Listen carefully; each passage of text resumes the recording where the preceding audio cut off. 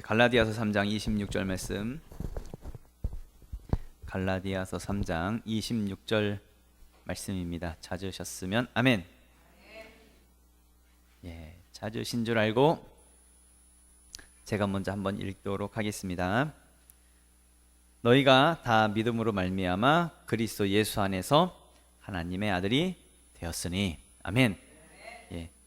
짧으니까요. 이제 다 같이 합독하도록 하겠습니다. 다 같이 다시 한번 더 읽겠습니다. 시작. 너희가 다 믿음으로 말미암아 그리스도 예수 안에서 하나님의 아들이 되었으니 아멘. 하나님 자녀의 정체성, 하나님 자녀의 정체성이라는 제목으로 하나님 말씀 같이 나누도록 하겠습니다. 오늘도 우리 항상 인사하는 거 있죠? 옆에 분들하고 인사하겠습니다. 당신은 복의 사람입니다. 당신은 복의 사람입니다. 당신을 통해 하나님이 일하십니다. 당신을 통해 큰 승리가 일어납니다. 아싸 승리했습니다. 다른 분하고 아싸 승리했습니다. 또 다른 분하고 아싸 승리했습니다. 너무 가슴이 아프네. 저기는 감기 걸려가지고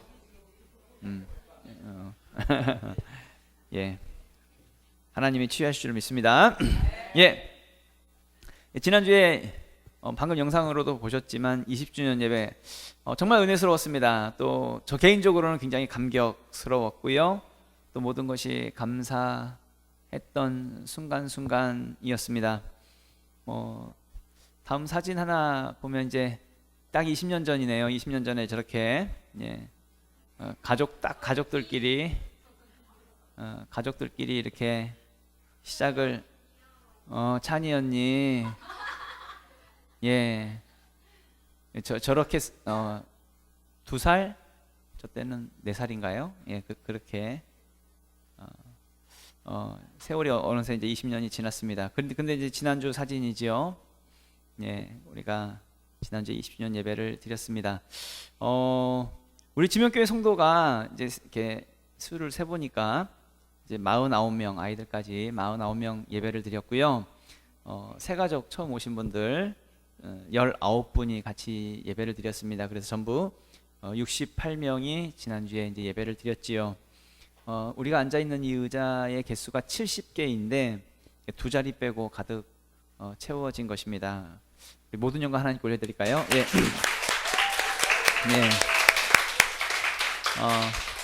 정말 감사하고요.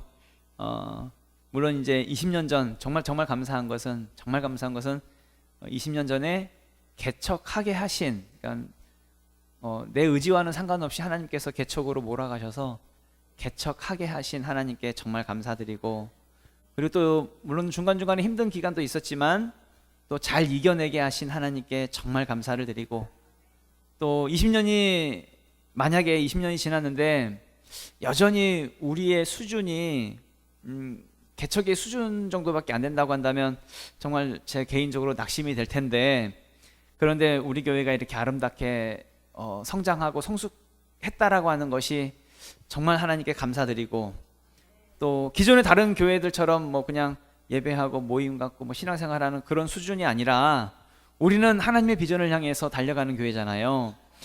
비전 붙잡고 그 비전을 이루기 위해서 달려가는 교회로 우리를 삼아주시니 정말 감사하고, 또 정말 감사한 것은 세상에서 가장 멋진 성도님들, 또 세상에서 가장 탁월한 리더들을 우리와 함께 이렇게 비전을 이루기 위해서 갈 수 있게 하신 하나님께 정말 감사하지요. 그래서 지난 일주일이 저는 개인적으로 저 스스로가 너무 감사하게 보냈던, 감사한 마음으로만 그냥 충만했던 그런 일주일을 저는 개인적으로는 보냈었습니다. 그러면서 이제 기도하고 또 하나님께 또 말씀을 또 사모하면서 다시 우리가 좀 시작하는 마음, 그런 마음으로 같이 이 시간 말씀을 좀 나눴으면 좋겠다. 에 대한 부분으로 이렇게 이제 하나님께 말씀을 구할 때에, 그러니까 나 자신에 대한, 스스로가 내가 누구인지, 나의 본질에 대한 부분을 좀 한 번 더 좀 되짚어 보면 좋겠다는 생각이 들어왔습니다. 그래서 이제 하나님 자녀의 정체성이라는 제목으로 같이 말씀을 나누고자 합니다. 그러니까 다시 시작하고자 할 때에 우리의 마음이 다시 근본적인, 그러니까 본질로 돌아가야 한다라는 이야기죠. 본질에 대한 부분입니다. 내가 누구인지 정확한 정체성을 가지면 그러면 가는 거지요. 내가 누구인지. 이게 굉장히 중요한 부분이라는 얘기입니다. 보고타 컨퍼런스에 다녀오신 분들 있으시지요? 이제 매해년마다 이제 저희가 이제 보고타에 다녀오는데 청년들은 또 2번씩 다녀오기도 했지요. 사실 가보면 사실 별다른 강의 내용은 없습니다. 그냥 강사들이 하는 강의는 거의 뭐 비슷비슷하지요. 별다른 건 없는데, 그런데 그곳에 가면 기름 부음이 있어요. 그리고 항상 말하는 것이 뭐냐면 어떤 강의나 특별한 어떤 전략이나 뭐 특별한 어떤 뭐를 가르쳐 주는 것이 아니라 그냥 본질을 말합니다. 본질. G12에 대한 본질을 강의하는 것이죠. 여러분, 세자로 목사님이 항상 강의하는 건 뭐죠? 총 맞은 거, 그리고 흔들 의자에서 비전 받은 거, 항상 그것만, 똑같은 얘기만 말씀하십니다. 왜 그럴까요? 왜 세자로 목사님은 왜 똑같은 말씀만 계속 반복적으로 하시는 걸까요? 본질이 그거니까요. 그게 본질이니까. 총 맞은 다음에 MCI 교회가 번성하게 되었고요. 흔들 의자에서 비전 받은 다음에 번성이 일어난 것이지요.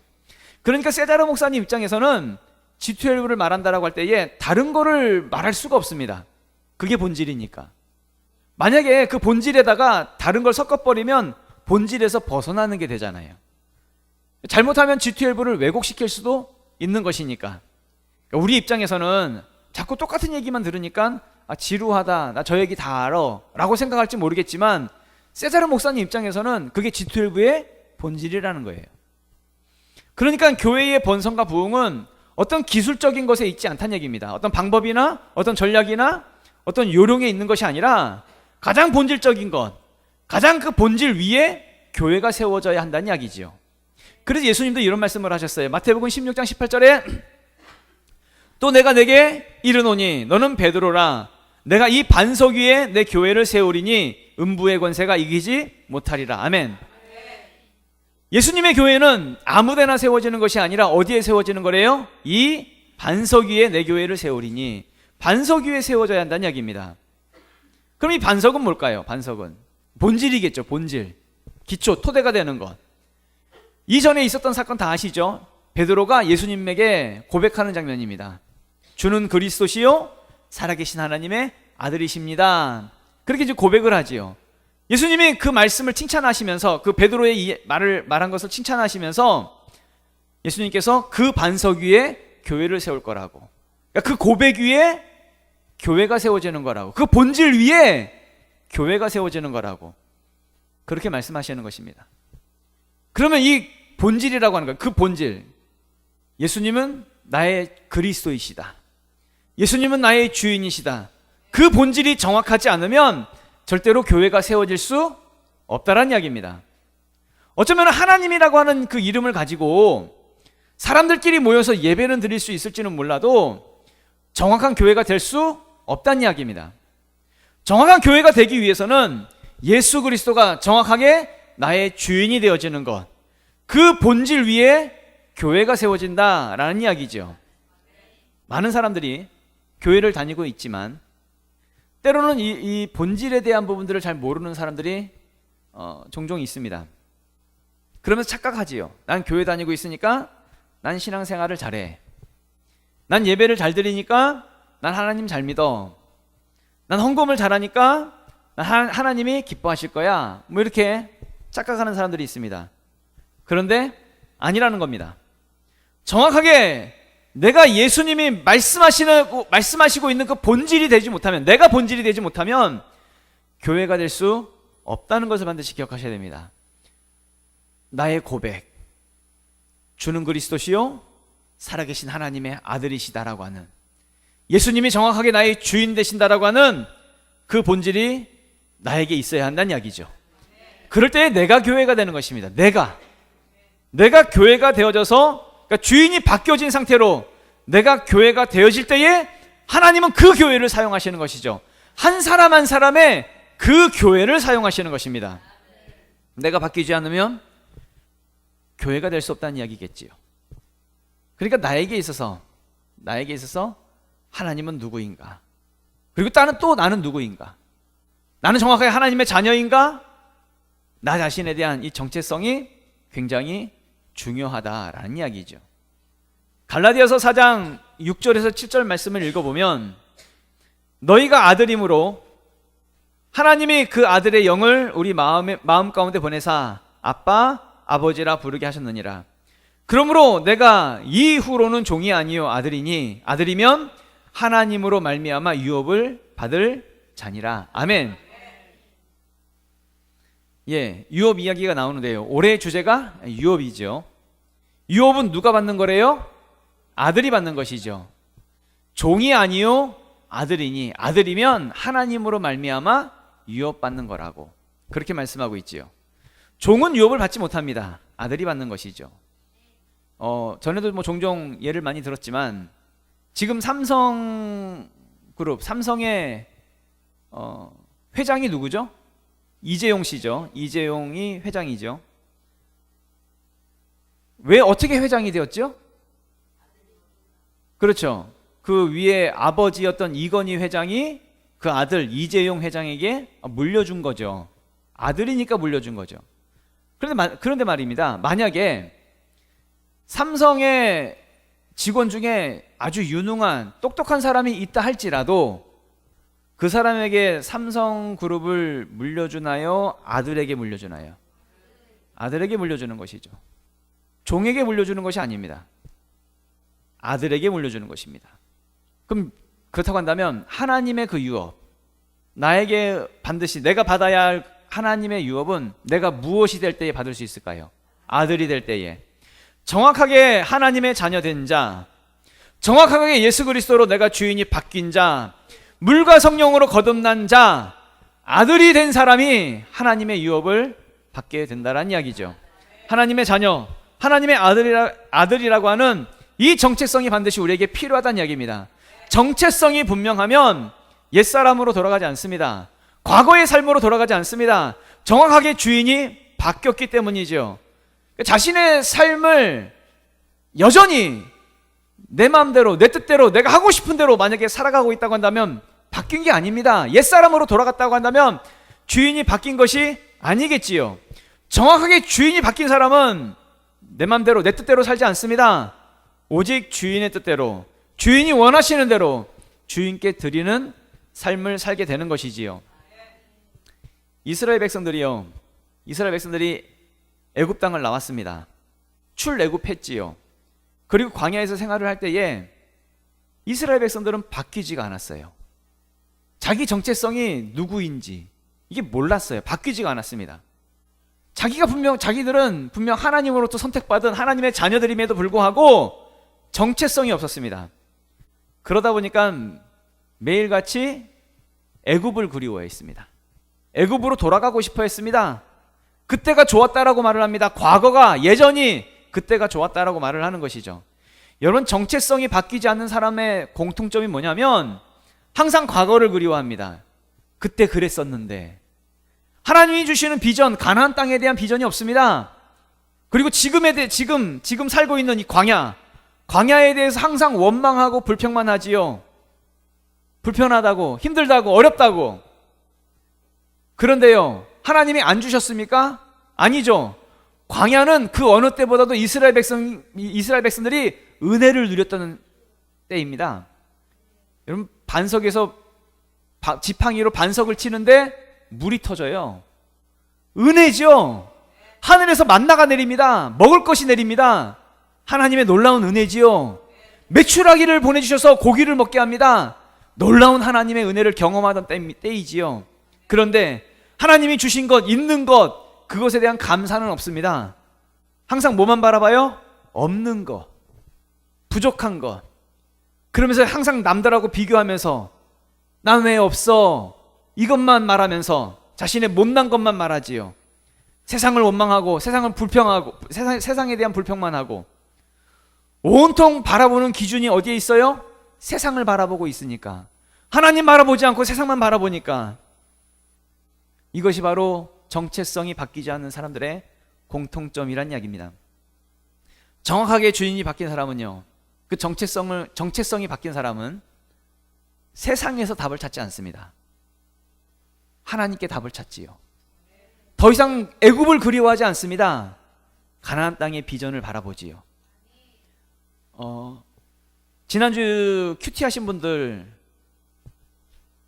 다 아실 텐데, 개인적으로 이제 지난주에 은혜 받았던 내용이 있는데, 야곱의 두 아내의 이야기가 나오지요. 야곱이 결혼을 했는데 이제 레아와 라헬 하고 이제 결혼하는 그 이야기가 나옵니다. 한번 영상으로 짧게 한번, 혹시 모르시는 분이 계실까봐 한번 잠깐 보도록 하겠습니다. 야곱은 외삼촌 라반을 찾아 하란 땅으로 갔습니다. 그곳 우물가에서 라헬을 처음 보았고, 그녀가 라반의 딸임을 알게 되자 첫눈에 반했습니다. 야곱은 라헬을 아내로 삼기 위해 라반의 집에서 7년을 봉사했어요. 7년 후 드디어 결혼식 날. 하지만 라반은 라헬이 아닌 자신의 큰딸 레아를 신방으로 들여보냅니다. 다음 날 아침, 야곱은 레아를 보고 깜짝 놀라며 이게 무슨 일이오? 당신은 라헬이 아니라 레아가 아니오. 외삼촌 라반이 야곱을 속인 거예요. 이곳에서는 큰 딸을 두고서 작은 딸부터 시집 보내는 법이 없다. 7일 동안 신혼 기간을 채우면 라헬도 자네와 결혼시켜주지. 대신 7년 동안 내가 맡기는 일을 해야만 해. 야곱은 7일 후 라헬과 결혼하고 다시 7년을 더 일하게 되었고, 야곱은 레아보다 라헬을 더 사랑했습니다.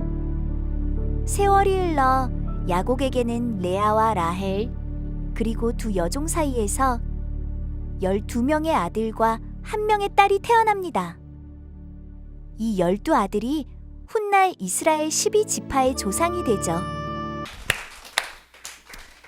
대충 스토리는 보셨지요?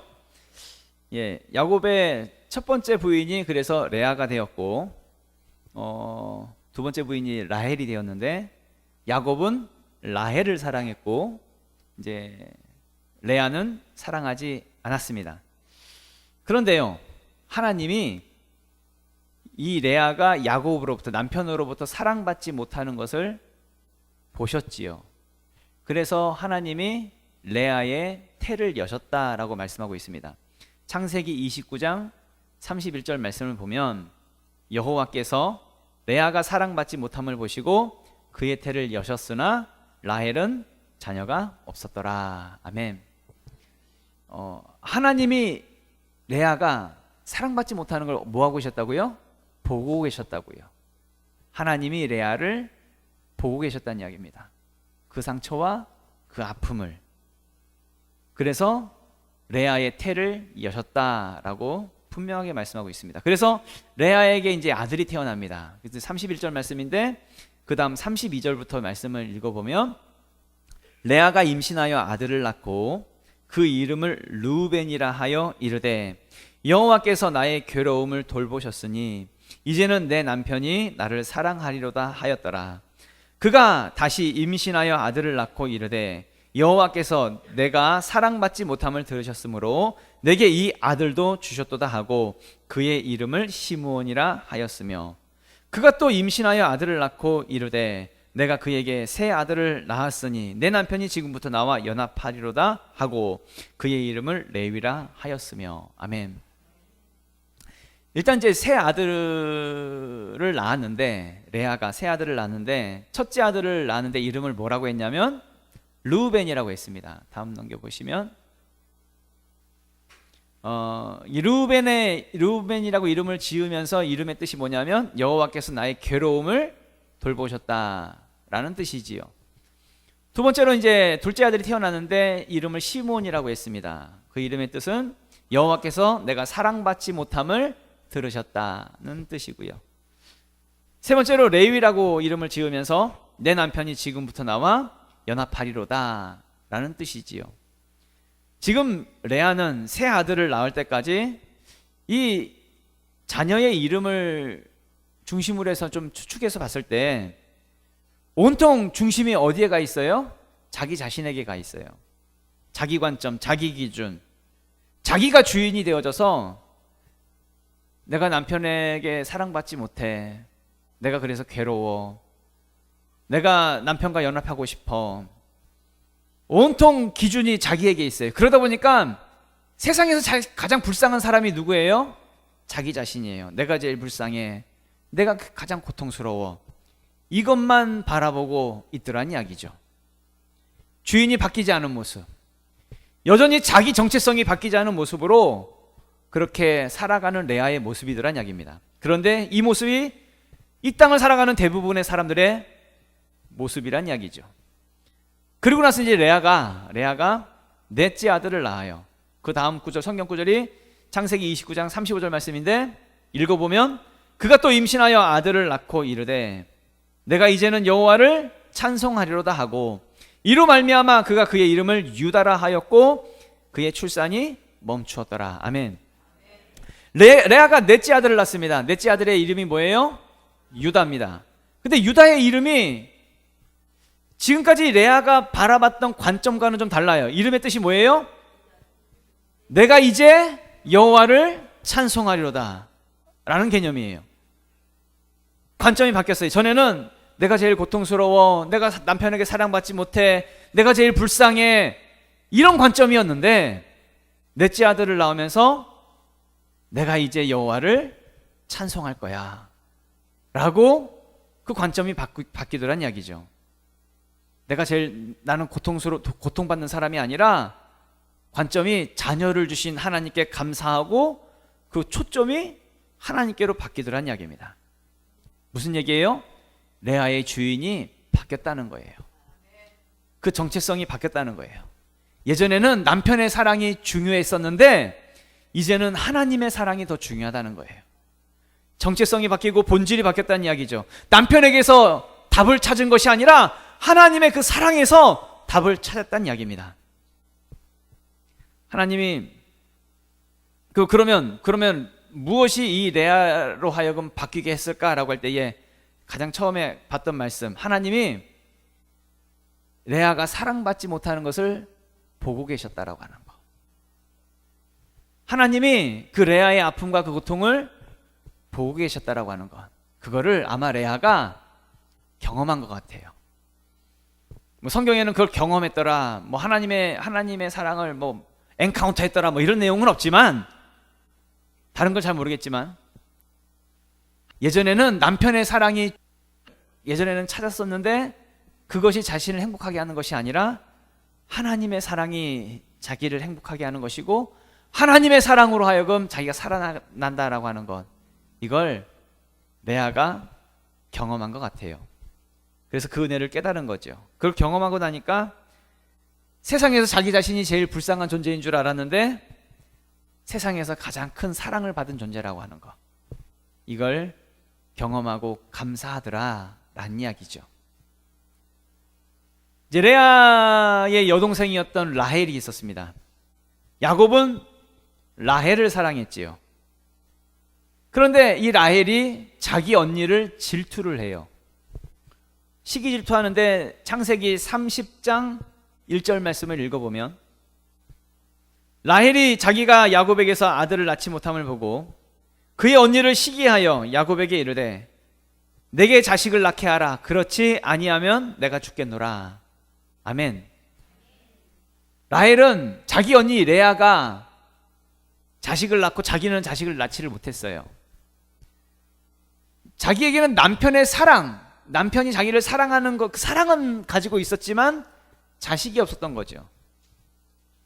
그러다 보니까 시기 질투하면서 뭐라고 얘기해요? 자기 남편에게, 야곱에게 나로 하여금 자식 좀 낳게 해라.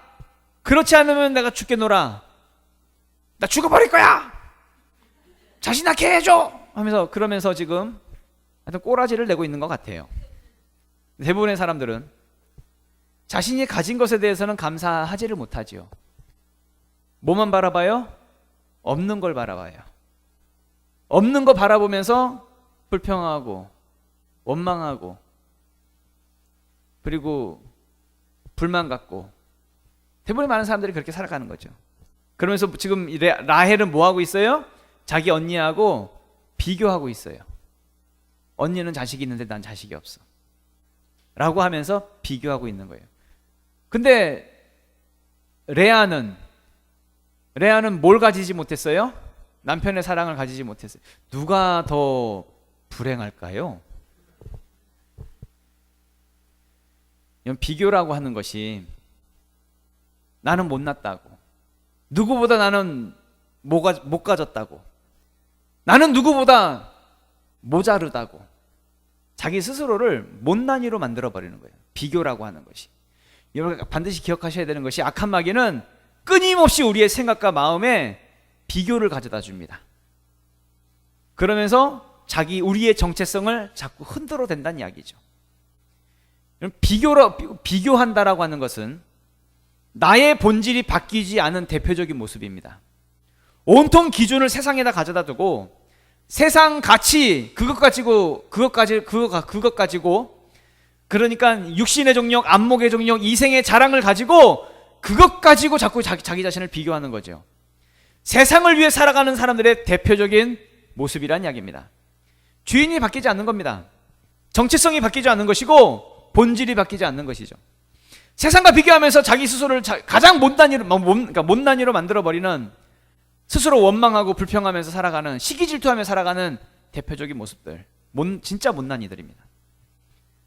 하나님은 이런 사람들을 통해서 일하고 싶어도 일할 수가 없고, 복을 주시고 싶어도 복을 주실 수 없다는 것을 반드시 기억하셔야 된다는 이야기입니다. 이스라엘 백성들이 그랬습니다. 이스라엘 백성들이 애굽 땅을 나와가지고 광야 생활을 했는데, 광야 생활을 하는 내내 원망하고 불평했어요.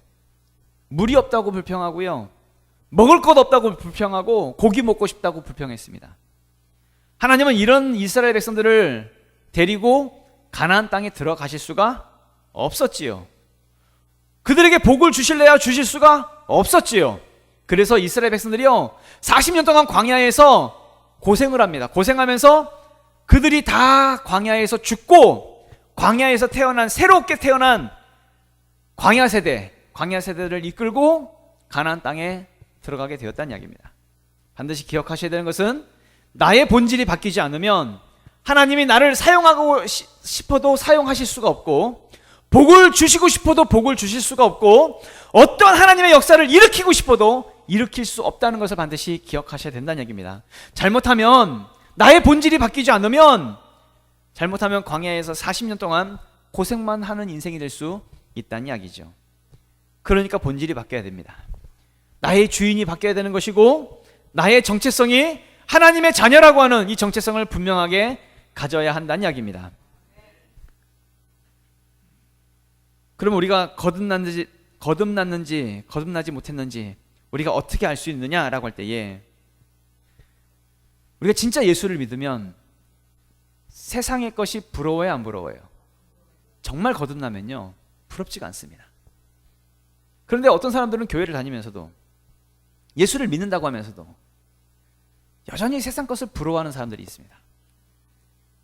저 사람은 몇십 평짜리 아파트를 가지고 있는데 나는 초라한 것 같고, 저 사람은 좋은 학교를 나왔는데, 저 사람은 무슨 대기업 다니는데, 저 사람은 가진 것도 많은데, 환경이 좋고 금수저로 태어났고 무슨 부자로 살고, 저 사람은 잘 사는데, 이런 것들만 부러워하는 사람들이 있더란 얘기입니다. 그런 거 비교하면 자기 스스로를 못난이로 만드는 거예요. 100% 본질이 안 바뀐 겁니다.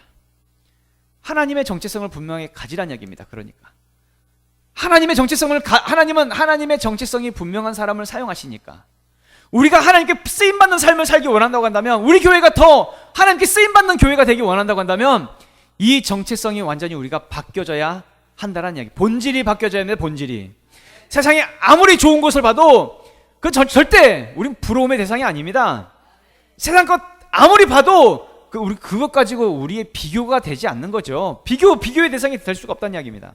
우리는 무엇으로 살아요? 믿음으로 사는 거니까. 우리는 하나님의 자녀로서 살아가는 것이니까.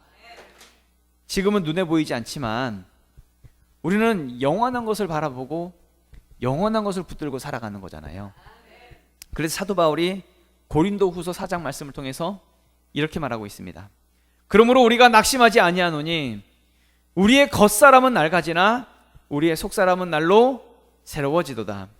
우리가 잠시 받는 환난에 경한 것이 지극히 크고 영원한 영광에 중한 것을 우리에게 이루게 함이니 우리가 주목하는 것은 보이는 것이 아니요 보이지 않는 것이니 보이는 것은 잠깐이요 보이지 않는 것은 영원함이라. 아멘. 우리는 잠깐 눈에 보이는 이 세상의 경한 것, 그것 가지고 사는 게 아니라고요. 이 세상의 그 가벼운 것, 그것 가지고 사는 것이 아니라 영원한 영광의 중한 것, 그 중요한 것을 이루기 위해 사는 것이다 라고 성경은 말씀하고 있는 것이죠. 그러니까 눈에 보이는 것, 지금 당장 눈에 보이는 것, 이거 내가 없다고, 이거 없다고 불만불평하면서 낙심하면서 겉사람을 위해 살지 말고 눈에 보이지 않는 영원한 것을 위해 살라고 아주 분명하게 성경은 우리에게 말씀하고 있다는 이야기죠. 그러면서 사도 바울이 고린도후서 5장 7절에 더 이어서 말을 해요. 이는 우리가 믿음으로 행하고 보이는 것으로 행하지 아니함이로다. 아멘. 본질이 바뀐 사람은 눈에 보이는 것으로 살지 않아요. 세상 것으로 살지 않아요. 비교하면서 자기 스스로가 비교하면서 살지 않아요. 스스로 비교하면서 스스로 못났다라고 말하지 않아요. 우린 무엇으로 살기 때문에 믿음으로 사는 거니까 믿음으로 행하고 라고 돼 있죠. 우린 믿음으로 행하는 겁니다. 믿음으로 사는 겁니다. 믿음이 뭐예요? 지금 당장 눈에 보이진 않아요. 보이지 않지만 믿고 가는 거잖아요. 그게 믿음이잖아요. 눈으로 보면서 확인하면서 가는 것이 아니라 지금은 보이지 않지만 될 줄로 믿고 가는 것, 이게 믿음이잖아요. 우리 지명교회 20년이 지났습니다. 우리 다시 시작하고자 할 때에 물론 지금은 눈에 보이지 않아요. 아무것도 보이는 것이 없습니다. 여전히 막막하고 답답한 어떤 현실적인 부분들은 다 그렇지요. 그런데 우리는 무엇 붙잡고 가는 거예요? 믿음 붙잡고 가는 거죠. 하나님께서 반드시 이루실 것입니다. 그럴 때 중요한 게 뭘까요? 나의 본질이 바뀌어야지. 나의 정체성이 바뀌어야지요. 세상의 풍요로움 쫓아다니고 정욕 쫓아다니는 그런 인생이 아니라, 세상 부러워하는 인생이 아니라, 세상 것을 보는 것이 아니라 지금은 보이지 않는 영원한 것 바라보고 정확한 믿음 붙잡고 본질이 바뀌어진 삶을 살아가는 우리 모두가 되시기를 예수 그리스도의 이름으로 축원합니다. 다 같이 일어나서 우리 기도하도록 하겠습니다.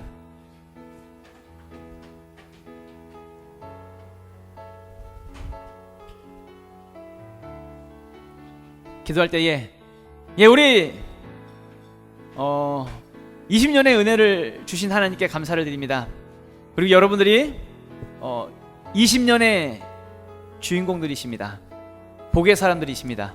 그리고 30주년, 40주년, 50주년에도 여러분들을 통해서 하나님 놀라운 일을 하나님께서 행하실 것입니다.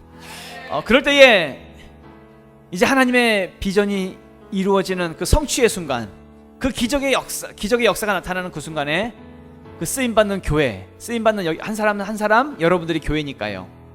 그 교회가 바로 여러분들이 되어지기 원합니다. 그리고 여러분을 통해서 반드시 하나님이 일하실 것입니다. 그럴 때에 본질을 바꾸자고요. 혹시 아직도 세상에 대한 미련, 세상에 대한 어떤 아쉬움, 또 세상 붙잡고 살기를 원하는 세상 가치가 있다고 한다면 이것을 우리가 버리기 원합니다. 정확한 본질과 정체성을 가지란 이야기지요. 이것을 바꾸고 이제는 지금 눈에 보이지 않지만 영원한 것을 붙잡고 믿음 붙잡고 살아가는 하나님 우리가 될 수 있도록 도와주시옵소서. 우리 주여 한번 외치고 우리 통성으로 기도하도록 하겠습니다. 주여!